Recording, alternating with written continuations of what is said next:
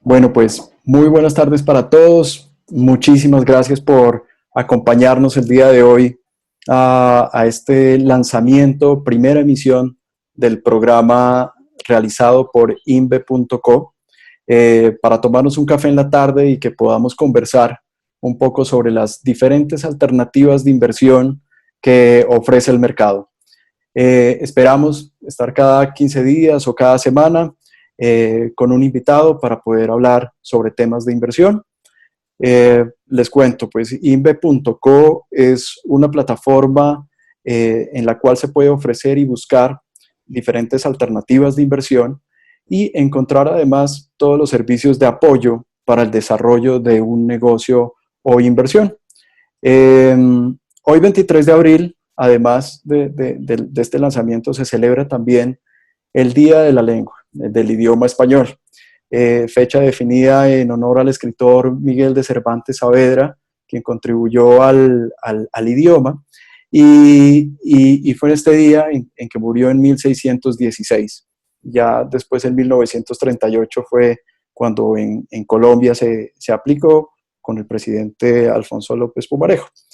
Entonces, pero bueno, vamos a hablar hoy de inversiones. Entonces, el día de hoy tenemos un invitado muy especial, un gran conocedor sobre las inversiones en factoring. Es miembro de Asofactoring, emprendedor, socio fundador de BSF Factor, con formación en mercados de capitales, amplios conocimientos financieros, contables y tributarios. Tiene más de 24 años de trabajo en el sector financiero local e internacional, incluyendo cargo de director para Colombia en una banca de inversión de Estados Unidos. Trabajó también en una compañía del Grupo Aval, BBVA, AIG, Colfondos, Compensar.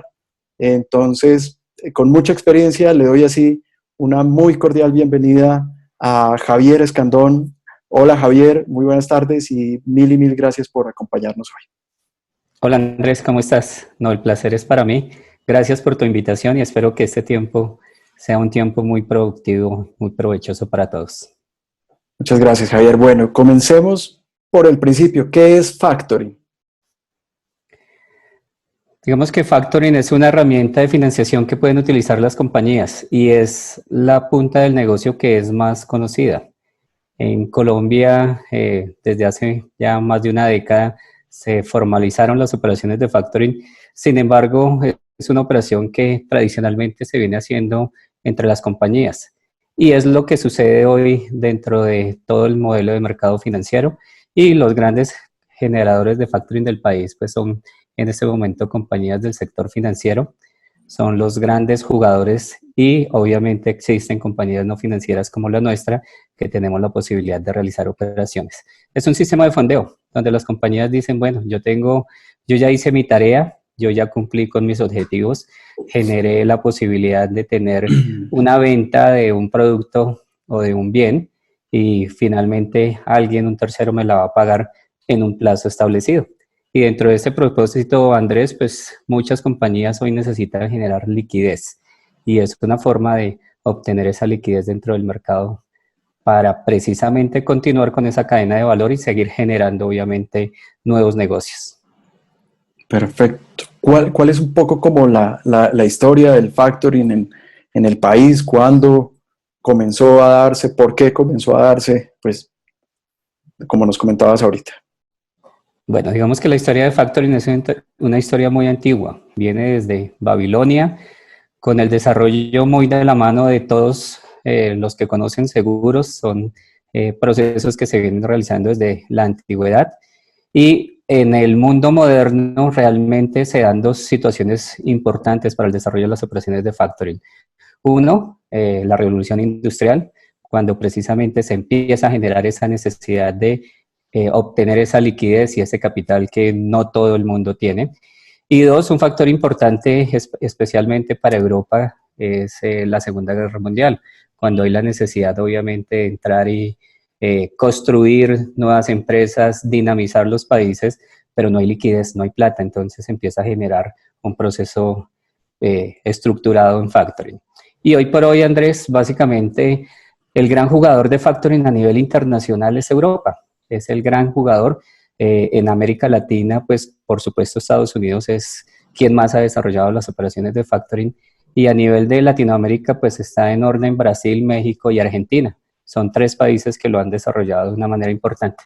Y a Colombia puntualmente llega desde el año 2008, la ley 1231 de 2008 da todas las bases jurídicas para empezar a realizar operaciones, aunque como te comentaba anteriormente, pues las operaciones de factoring siempre se han hecho de una manera informal, coloquial, el primo solicitaba algún tipo de apoyo y pues la familia se la daba, pero pues se reglamentó y se estableció a través de la ley 1231 y a partir de ese momento se empiezan a dar una serie de desarrollos ya empresariales, uno, y dos, se empieza a medir qué es factoring para Colombia y hoy alcanza cifras cercanas superiores a los 12.000 millones de euros en operaciones anuales. Entonces digamos que es un mercado y es un modelo de negocio que ha crecido mucho. Sin embargo, pues todavía tiene un campo de acción muy grande porque pues efectivamente hay muchas compañías que hoy no lo conocen. Exacto, porque es una buena alternativa a esta inversión.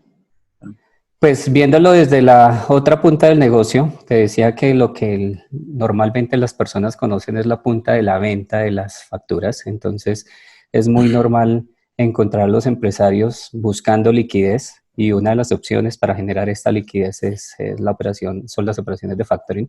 Y por el otro lado, Andrés, está la posibilidad que genera precisamente yo tengo algo de liquidez, quiero buscar dentro del mercado qué opciones de inversión puedo encontrar y factoring se ha constituido y se viene constituyendo en una herramienta que le permite a uno tener una serie de condiciones establecidas. Vamos que hoy en día, Andrés, es una función o es una operación que nos permite tener una serie de variables completamente definidas desde el inicio de la compra que nos restan temas como volatilidad, no me interesa qué suceda con la tasa de cambio, no me interesa qué suceda con otros mercados, el mercado accionario, porque pues yo tengo unas condiciones establecidas desde el inicio de la compra.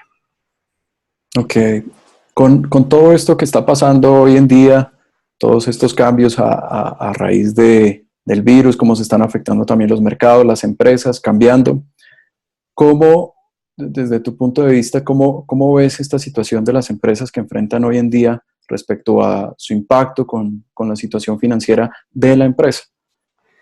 Pues obviamente, Andrés, es un momento complejo, difícil para muchas compañías. Es un momento donde efectivamente la caja siempre es el rey y en la medida que yo tenga esa liquidez, pues precisamente puedo garantizar la continuidad de mi negocio.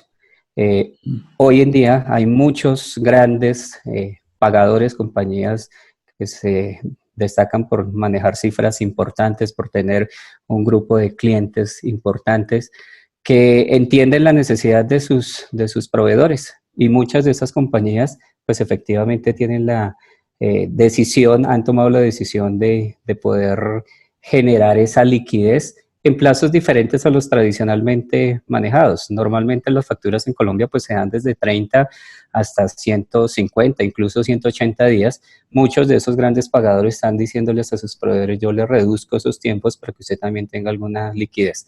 Ahí tal vez la recomendación, Andrés, es que cada una de las compañías, seguramente hoy hay personas que son propietarios de sus empresas, que manejan la caja de sus empresas, que verifiquen precisamente con sus clientes quiénes de ellos les pueden estar generando una opción de liquidez en menor plazo que el que tradicionalmente se maneja.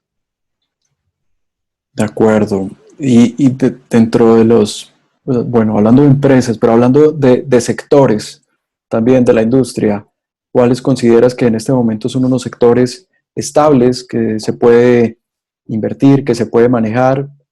¿Cuáles están, digamos, en un momento ahora difícil, pero que seguro más adelante pues volverán a su dinamismo? Pues Andrés, ahí digamos que tendría que hablarte un poco de lo que nosotros hacemos como compañía. Finalmente nosotros las operaciones que realizamos las realizamos con un sector muy específico, que hoy por hoy es uno de los grandes jugadores del mercado y es el sector farmacéutico.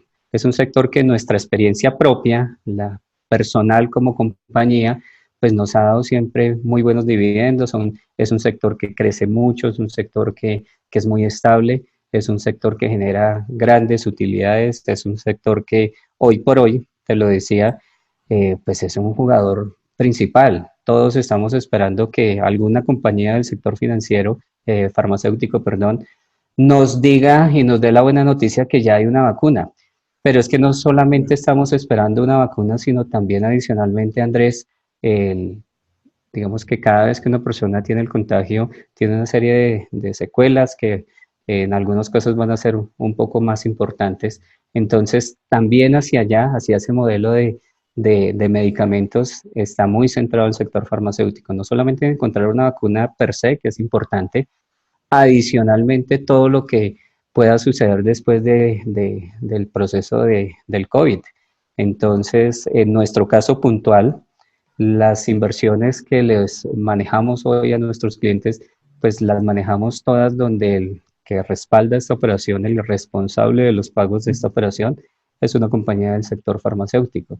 Entonces, en esa medida, pues nuestra experiencia nos ha permitido saber que es una operación tranquila y que, pues efectivamente, en épocas, si es algo que lo miramos al interior del equipo, en épocas normales, el sector farmacéutico es un sector de gran crecimiento y hoy por hoy, pues es un sector que también está creciendo muchísimo más porque, pues efectivamente, se están presentando mayores necesidades de los consumidores.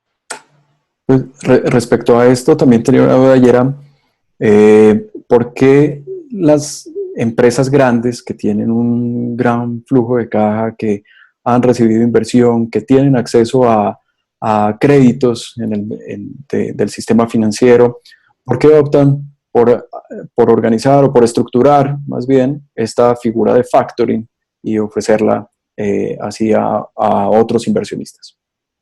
Digamos que en el caso de las compañías siempre buscan liquidez, no importa el tamaño, ¿sí?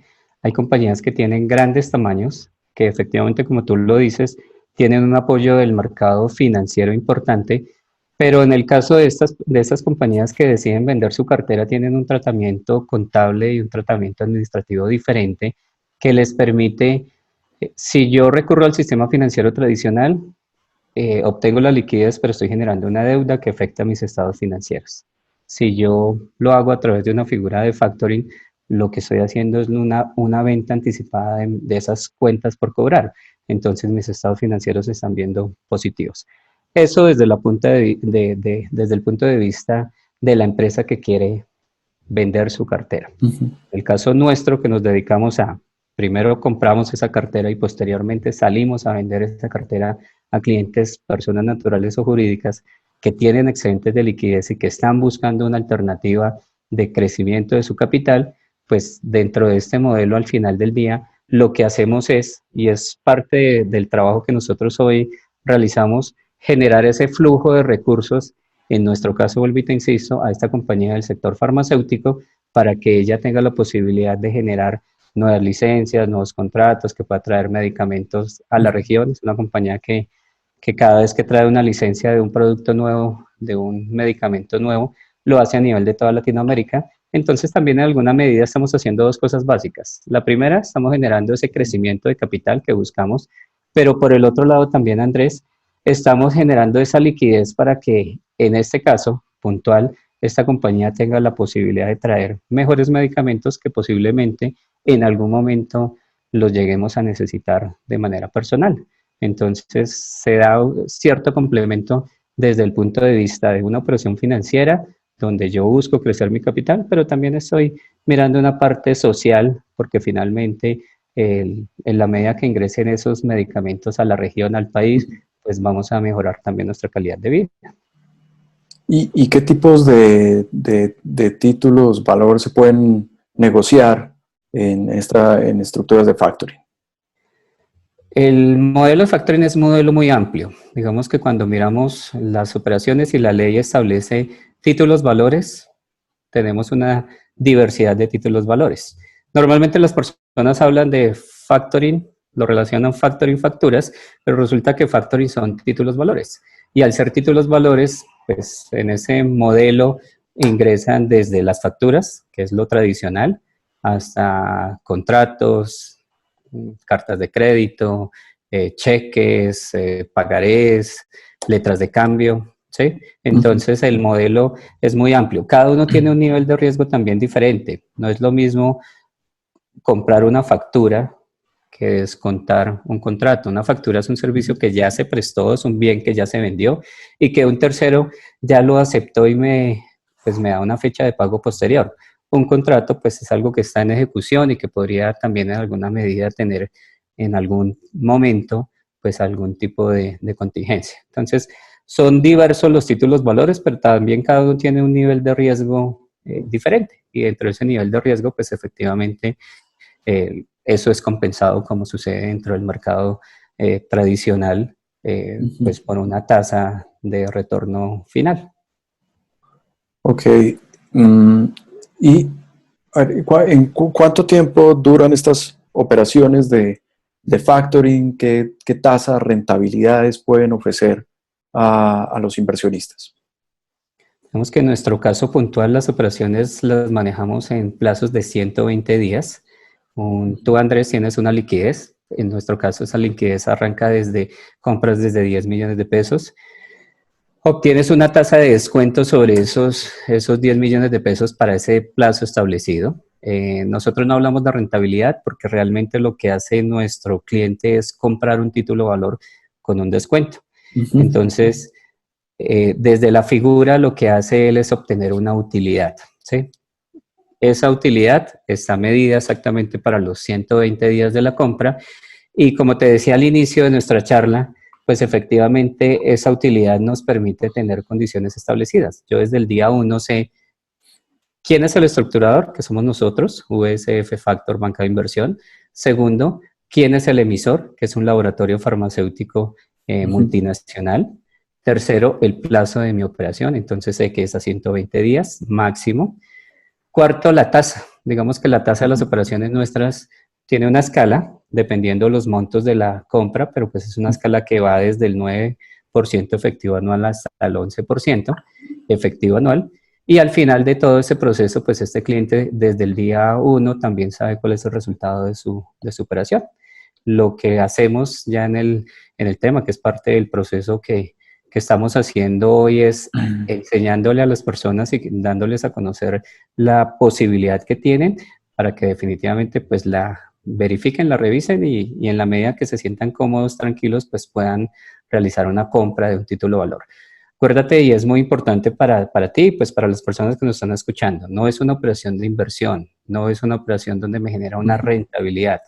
Yo estoy comprando un título valor y ese título valor lo compro con un descuento, tiene una maduración ese título que está establecida en 120 días y al final obtengo tanto el capital inicial que compré más la utilidad. Se Okay. entrega, digamos que a los 120 días. Sí, y de ahí también la pregunta que nos hacían algunas personas y es, ¿con qué quedo al hacer digamos, la compra, la factura, la compra del título valor? ¿Yo con qué quedo? ¿Cuál es mi garantía? ¿De qué forma puedo respaldar esa negociación? Ok, lo básico y lo primero es, se hace un contrato de compra y venta entre las partes. Entonces tú como comprador de esa cartera firmas un contrato con nosotros donde se hacen una serie de, digamos que de revisiones. Uno, lo básico, la norma nos exige a nosotros validar todo el origen de esos recursos. Entonces hacemos un proceso de SARLAF, hacemos un filtro previo. Una vez se hace ese filtro, te ofertamos la cartera que tenemos disponible y con base en esa cartera, pues tú haces, digamos que la compra correspondiente. Una vez se establecieron los montos, se definen la tasa que corresponde, las fechas inicial y final, nosotros le solicitamos a este laboratorio farmacéutico la emisión de una garantía. Esa garantía puede ser una factura, puede ser un cheque o puede ser un pagaré, ¿sí? Digamos que en este momento, puntualmente, las garantías que nos está ofreciendo es el descuento de un cheque o el descuento de un pagaré. Ese título de valor se emite y se genera un título de valor físico en original, no importa el que sea, y ese título de valor te lo entrego a ti como comprador de cartera. Tú tienes la responsabilidad, Andrés, de custodiarlo durante los 120 días que permanece esa compra. Y Okay. se van a presentar dos situaciones. Una, tú a los 120 días puedes decir, quiero hacer otra nueva operación, arrancamos un proceso de cero y hacemos una nueva compra a 120 días. Lo segundo que puedes hacer es, ya tengo la disponibilidad de mi capital, ya tenía otro proyecto, tengo otro programa de inversión y lo quiero utilizar en ello, entonces pues simplemente hacemos el pago de esa compra realizada. Y en cualquiera de las dos circunstancias, ya sea cuando hacemos una nueva operación y te entregamos nuevamente una garantía, porque se va a emitir una nueva garantía, o cuando tú definitivamente dices, me voy, y una vez constatas en tus cuentas que tienes el recurso que te correspondía, pues te pedimos que nos devuelvas esa garantía, porque al final nosotros también tenemos que devolverle esa garantía a su dueño natural, que sería el laboratorio farmacéutico. ¿Y qué riesgos pueden estar asociados en esa operación? ¿Qué pasa si el pagador se demora o tiene un problema, no hay pago? ¿Cómo se soporta ahí la operación? ¿O qué riesgos Es, hay?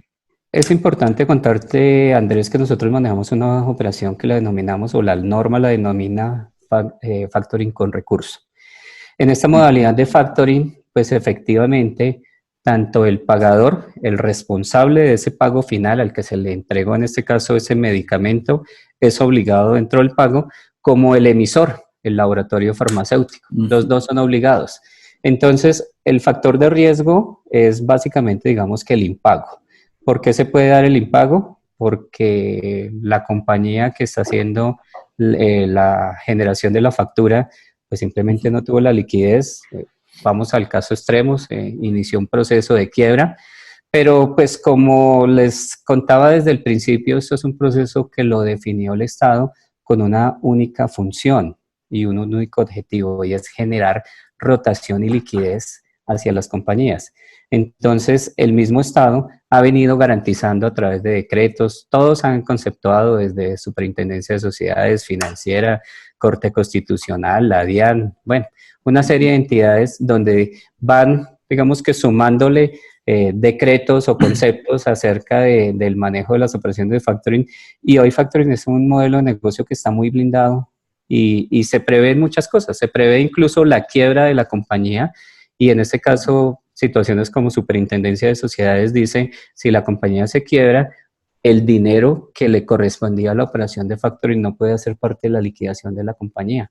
Es un dinero, en este caso, la figura legal, pues no quiero entrar mucho en detalle para, precisamente sé que estamos empezando a conocer, pero la figura legal de esto es, este emisor se vuelve un agente de cobro. Entonces simplemente lo que hace es trasladar esos recursos y digamos que el agente liquidador tiene pleno conocimiento que ese dinero no puede hacer parte de. Entonces, existen niveles de riesgo. Obviamente, digamos que cualquier tipo de inversión en cualquier tipo de activo tiene unos niveles de riesgo, pero el caso de factoring, realmente lo que es importante es saber quién me va a pagar.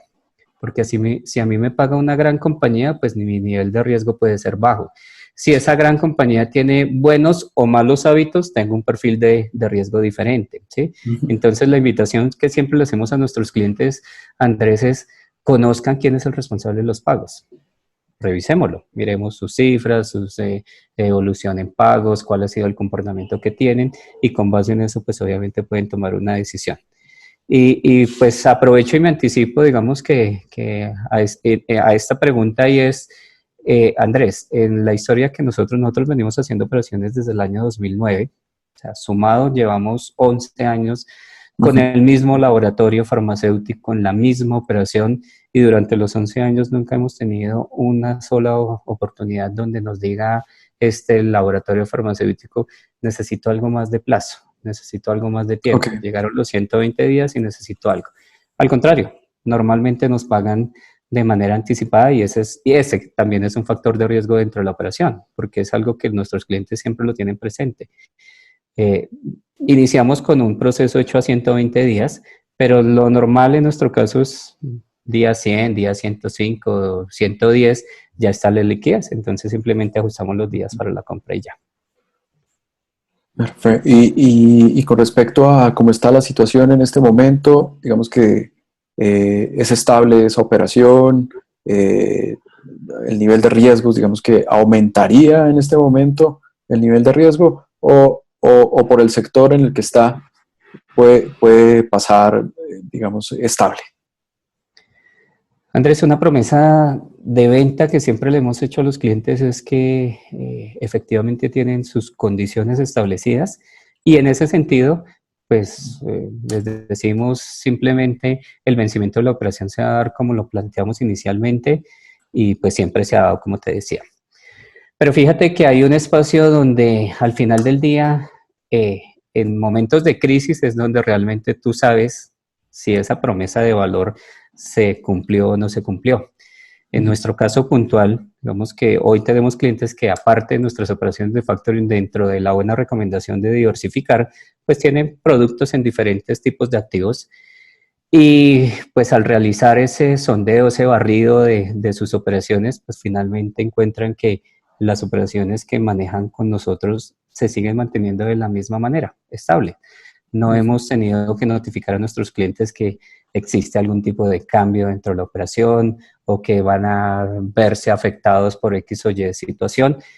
Simplemente, pues como te decía hace un instante también, hay una situación muy importante para nosotros y es el sector. Estamos en un sector farmacéutico donde en buenas condiciones el sector farmacéutico crece y en no tan buenas condiciones como las que atravesamos hoy, crecen mucho más, ¿sí? Porque hay una mayor demanda de sus bienes, de sus servicios.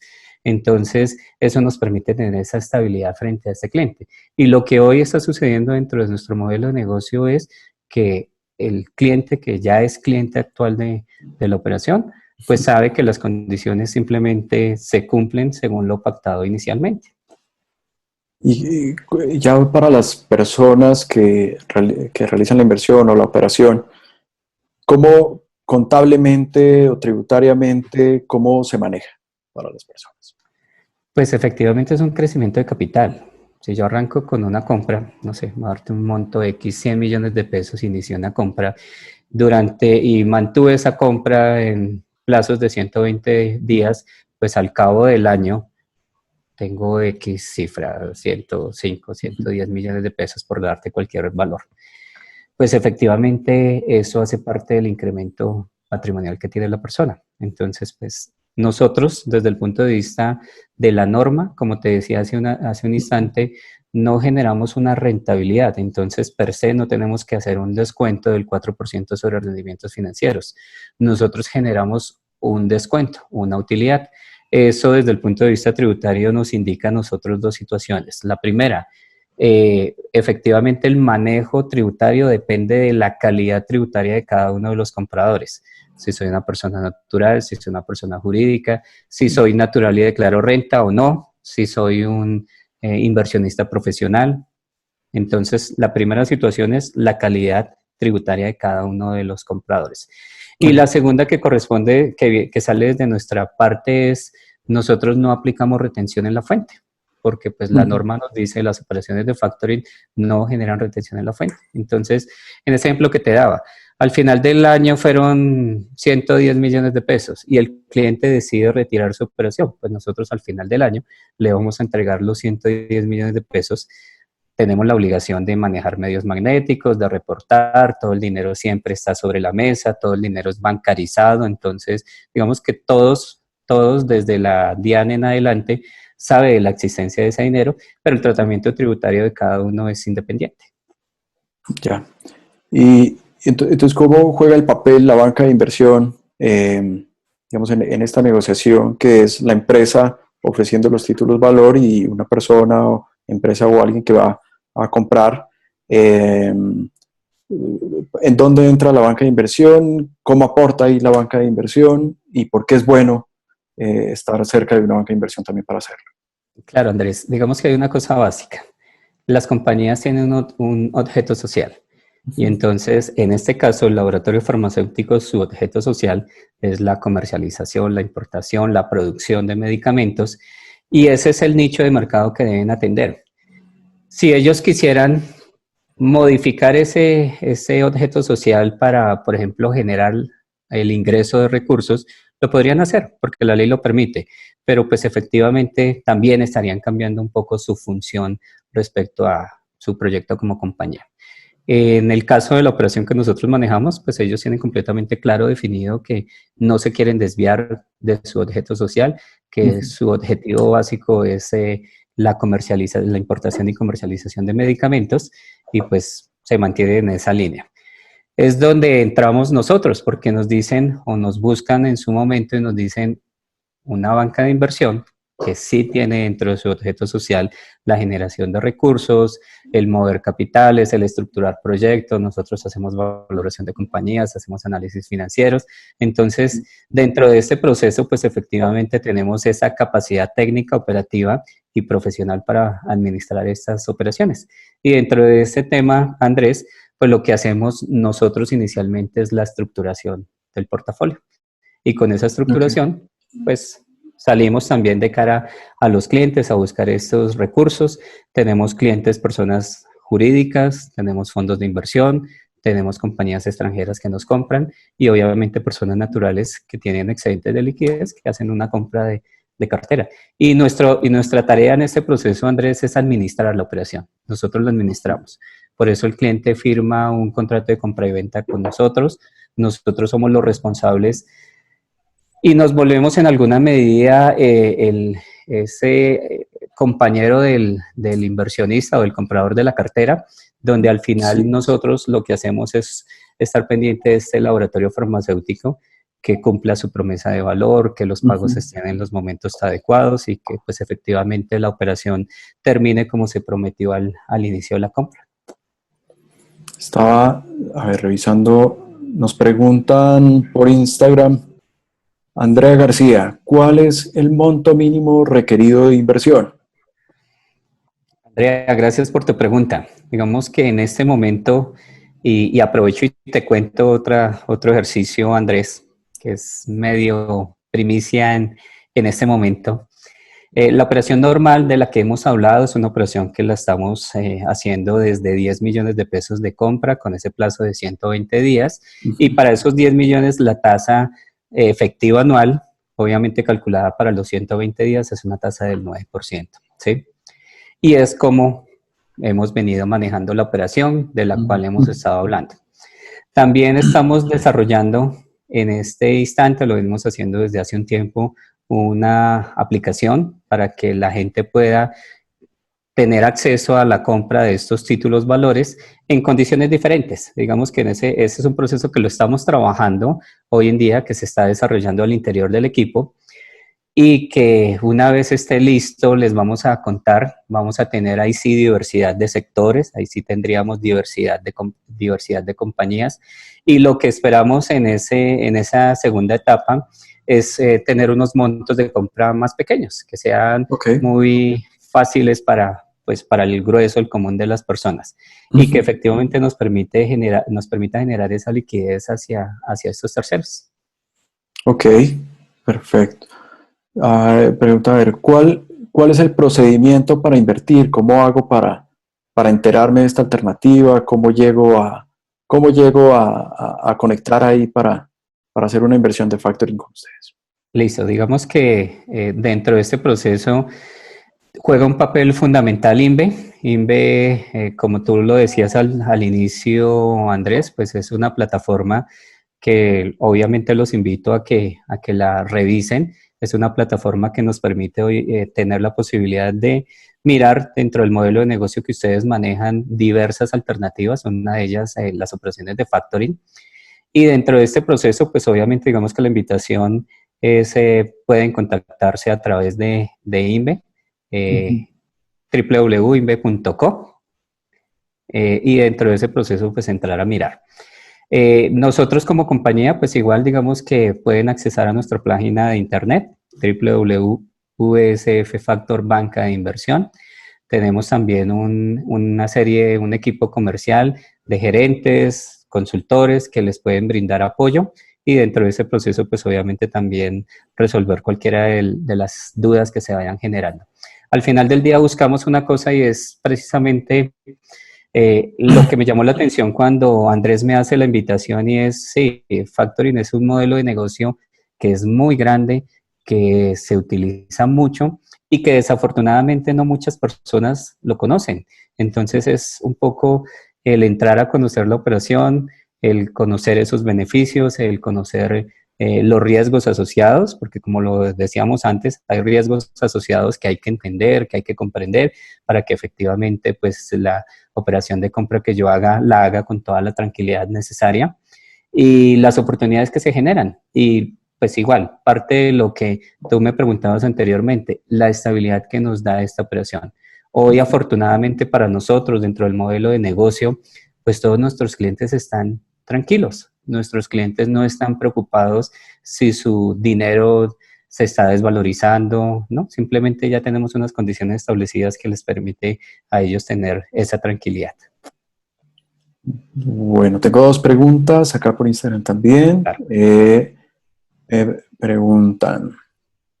Juan Pablo dice, ¿las utilidades ingresan como ganancia ocasional? No, las utilidades, Juan Pablo, hacen parte de tu capital.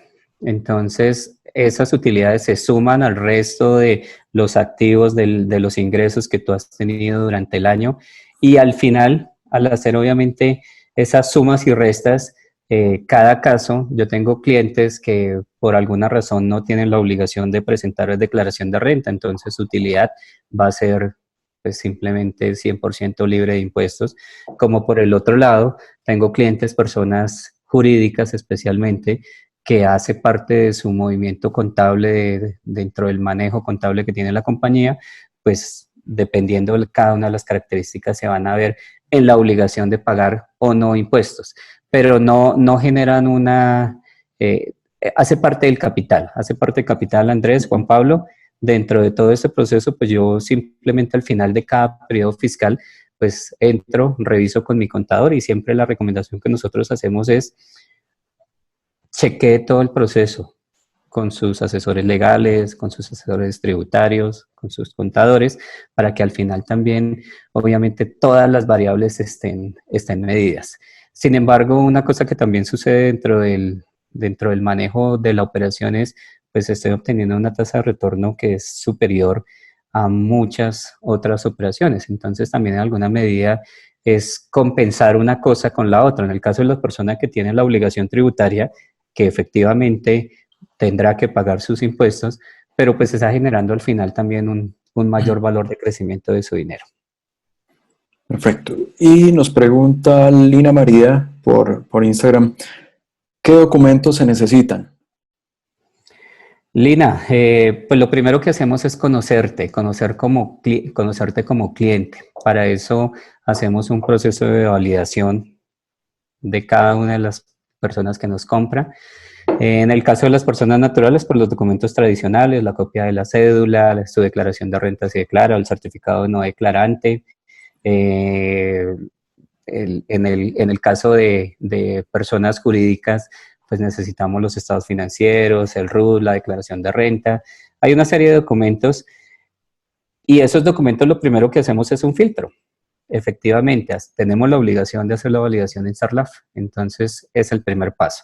Ya una vez se surte eso, iniciamos ese proceso de firma de contratos de compra y venta, como lo decía anteriormente, y dentro de ese proceso, pues ya te notificamos a través de correo electrónico la firma de tu documento, de tu contrato, y posteriormente hacemos la entrega de las garantías una vez la recibamos a través de nuestro laboratorio farmacéutico. Y última pregunta, a ver, videos por Instagram, nos pregunta Steve, dice, ¿cuál es el futuro del factoring en Colombia? ¿Cómo lo ves?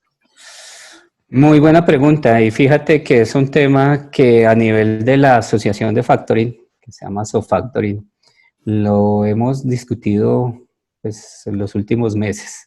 Factoring tiene un potencial de crecimiento muy importante. Miren, no sé si escucharon casualmente esta mañana en Noticias de la Mañana que salía uno de los ministros diciendo Factoring hay que potencializarlo, porque Factoring tiene un nivel de medición de riesgo diferente a un crédito bancario y por esa diferencia es también una muy buena herramienta, especialmente para empresas pequeñas y medianas.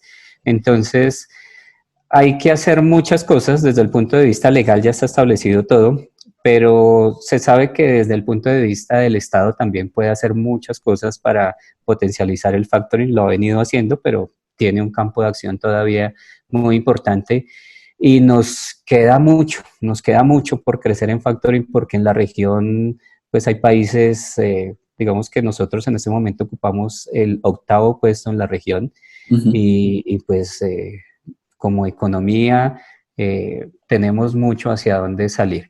Hoy en día, en esta situación de COVID-19, muchas compañías están buscando liquidez. Si muchas de esas compañías empiezan a tener temas estructurados con sus generadores de liquidez a través de operaciones de factoring, seguramente su flujo de caja va a mejorar y al final del día, pues obviamente van a tener mejores condiciones. Entonces, hace falta mucho y es parte de todo ese trabajo, es parte de toda esta dinámica y al final la invitación también es que conozcamos más, nos enteremos más, desde todo. Supongo que hay personas que hoy nos están escuchando que son empresarios, pequeñas, medianas o grandes compañías que pueden utilizar la herramienta de factoring para generar liquidez.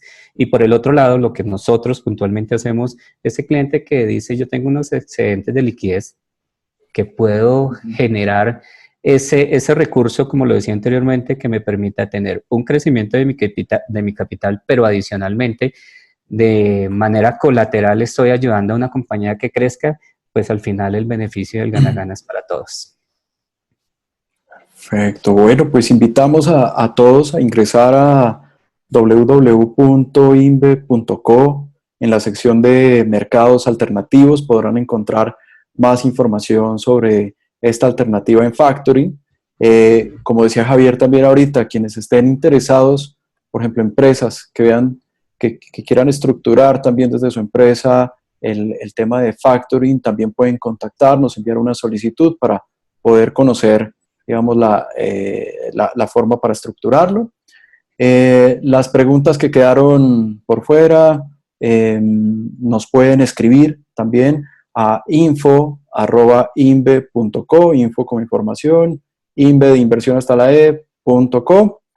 Y pues nada, Javier, muchísimas gracias por tu tiempo, por toda esta valiosa información, por darnos la posibilidad a todos de conocer un poco más sobre las alternativas de inversión que ofrece el mercado. Muchísimas gracias por tu tiempo. Gracias Andrés, gracias a ti por la invitación y pues obviamente muy atento también a futuras invitaciones y podemos seguir revisando el tema con el mayor de los gustos. Bueno, y a quienes nos acompañaron, pues les deseamos lo mejor, mucha solidaridad también en estos momentos con quienes más lo necesiten, mucha fortaleza para pasar estos tiempos difíciles y los ojos abiertos también para identificar oportunidades que ofrece el mercado en inversión también en este momento. Entonces, un abrazo para todos, feliz tarde. Javier, muchísimas gracias. Chao Andrés, gracias. Gracias a todos. Bueno, vamos a dejar inve.co.